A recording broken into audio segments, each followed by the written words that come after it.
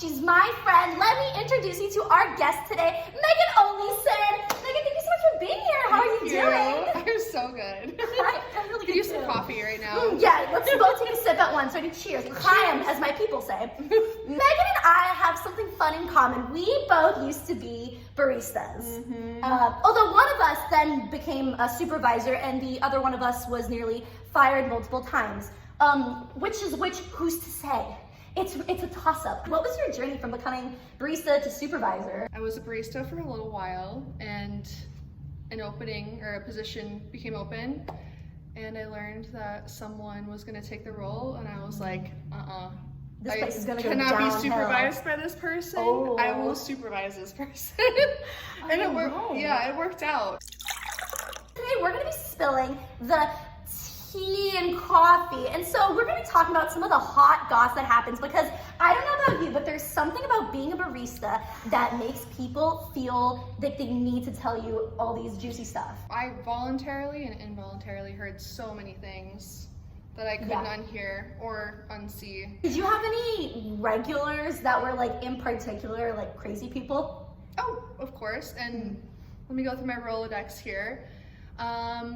Sarah is probably one. First name basis, oh my. Sarah with an H, very important. Yeah, she got a large iced coffee with 1 Splenda and non-fat milk. And I was trying to crack the code as to why she wouldn't accept her drink often. She'd be like, it's too light, it's too dark, whatever. But I was there all the time. I saw it. It was perfect because I knew her pretty well. And I was like, oh my gosh, she will not take her drink from a woman.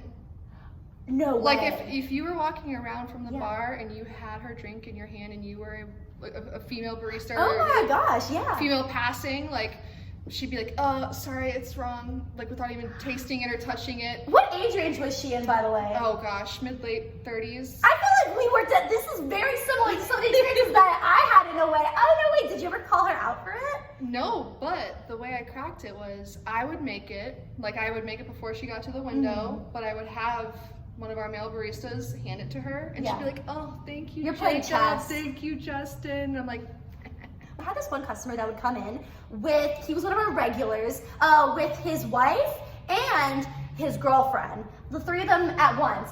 Yeah. And his girlfriend, I want to say, she had this calf tattoo that, pardon my French, but in really big letters, it said something along the lines of, choke me, spank me, fuck me. Did you get like people writing their numbers on cups a lot and things like that? not on cups. No. Maybe a napkin. People are just outright. There was one time in the drive-thru, this gentleman, he came in every morning. He was so nice, very quiet. And this gal, Christy, my other coworker, she was, sending him away and everything. He paid out and whatnot. And she was like, is there anything else I can get you? And I'm standing right there. I'm the only person there. No one else is in the room besides us two and him out, side of the window. And he was like, yeah, a piece of that redhead. Oh my god. I was like, excuse me? You're like, I'm strawberry blonde, actually. Yes! Yeah, get it right. That's why I was upset. Yes, I have a similar thing happened to me. Like a couple of months ago, I was doing stand-up, and this guy who's also a comic, he came up to me and he's like, and I mean, he knew I was Jewish, and he goes, I heard that blonde Jewish girls are a lot of fun. Oh. And I was like, oh, are they? My hair's pink. My hair is pink. It's also a little brown. Like, you had so many choices you could have gotten correct, but it's just not blonde. My very first day, this guy walks in. I feel like maybe I've told you this before, but this guy walks in, 50s, let's say, and making his drink, and he goes, honey, let me see those nails. And so I show him my fingers, and he goes, let me buy you a manicure. And I was like, oh, I'm okay, thank you though. And he goes, honey, with those nails, no man's gonna wanna fuck you. And just like in front of everyone, like clear and loud as day. And that was what set the bar. What's like the worst like asking out or best asking out you've gotten when you worked there?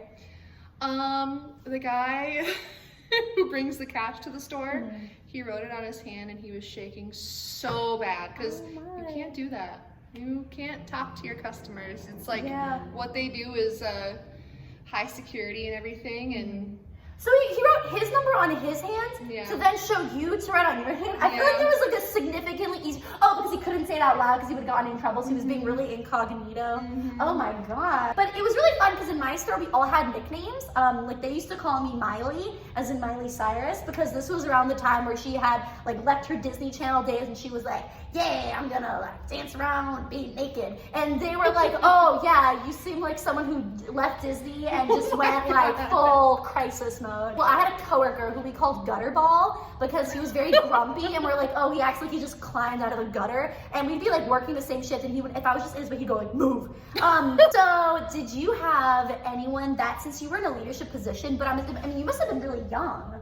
So was that like a difficult dynamic with people that were probably your age or maybe some even older? Really difficult. I mean, it's difficult with all ages. I feel like I brought out the best in people, but I had my fair share of conflict and drama. It is what it is. There was a guy who,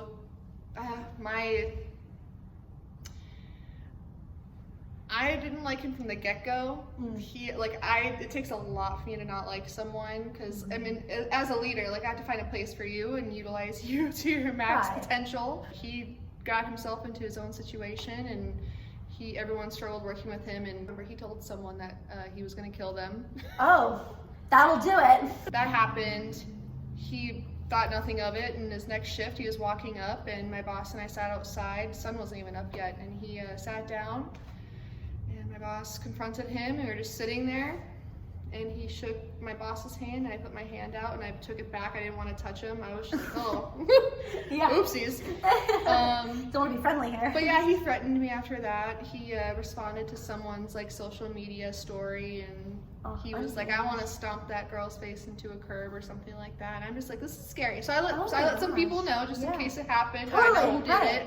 It's a pretty face. I mean, if you're gonna stomp someone, stomp an uggo. Don't stomp a beauty. Yeah, it's exactly. just disrespectful. Yeah. So, and then he smushed some donuts on some cars. He was petty. So your last day, I know you probably didn't do anything petty or like inappropriate, but did you do anything fun, like go out with a bang? Oh gosh. No, but I feel like my customers did. Like, you know, they all knew, and I was getting flowers and stuff, and it was so sweet. Yeah. What's the best gift you've ever gotten from a customer? Not to be cheesy, but probably just like friendship and whatnot. Stop, that's so sweet. Maybe it's like Pavlonian, is it Pavlonian response where they would like ring a bell and the dog would like foam at the mouth or whatever, like salivating, not foam. The rabbit dog. Maybe it's like one of those, in this situation, you're the rabbit dog. No, maybe it's one, like you give them the coffee so they're associating you with like serotonin or whatever coffee does to people. Is it serotonin? I don't know. Dopamine. So maybe they're just like, they see you and they're like, bring. Also because your lovely personality, obviously that's her. Yeah. The best gift we ever got was we had someone come in and he was like, listen, I'm a dad. I don't have time for this. And he gave us like 13 tickets to see Chris Rock. And it was not even that, but it was like a VIP lounge booth. And so there was like a caricature artist who drew me with big old boobs, by the way. I was like, okay. And then we had like, but I also had a customer who tipped me in Chuck E. Cheese tokens, which felt a little condescending. Let's give our cups one last good old cheers and gulp, gulp, gulp. Man, that was some good tea and coffee. Megan, thank you for being here. Thank you, Talya. Bye. Bye.